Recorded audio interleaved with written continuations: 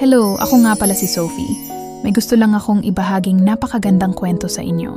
Si Aling Merly, isang inang gagawin ang lahat para sa kanyang anak na si Renz. Sa umaga, siya'y naglalabada sa mga kapitbahay. Pagsapit ng gabi, nag-e-extra siya sa pagkalkal ng basura para makahanap ng mga bote at bakal na maibebenta. Habang si Aling Merly ay nagpapakahirap, si Renz naman ay walang ibang inatupag, kundi ang mag-aksaya ng pera sa kanyang mga bisyo at barkada. Hindi niya alintana ang bawat patak ng pawis ng kanyang ina. Isang gabi, naisipan ni Renz na sundan ang kanyang ina. At doon, nasaksihan niya ang isang tanawing dumurog sa kanyang puso.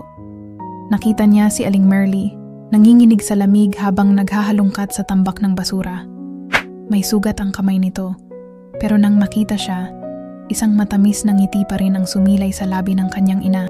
Sa sandaling iyon, natahimik si Renz at bumuhos ang kanyang mga luha.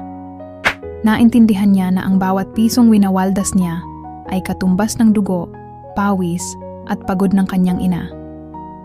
Simula noon, nagbago si Renz. Ipinangako niya sa sarili na susuklian ang bawat sakripisyo at magiging anak na maipagmamalaki ng kanyang ina. Ang tunay na pagmamahal ng magulang ay walang hanggan at handang magtiis para sa anak, kahit kapalit nito ay pagod at hirap.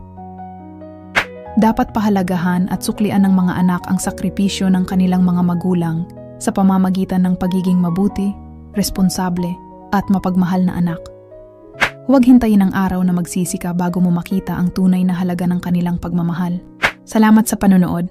Kung nagustuhan niyo ang kwentong ito, huwag kalimutang mag-subscribe para sa mas marami pang kwento.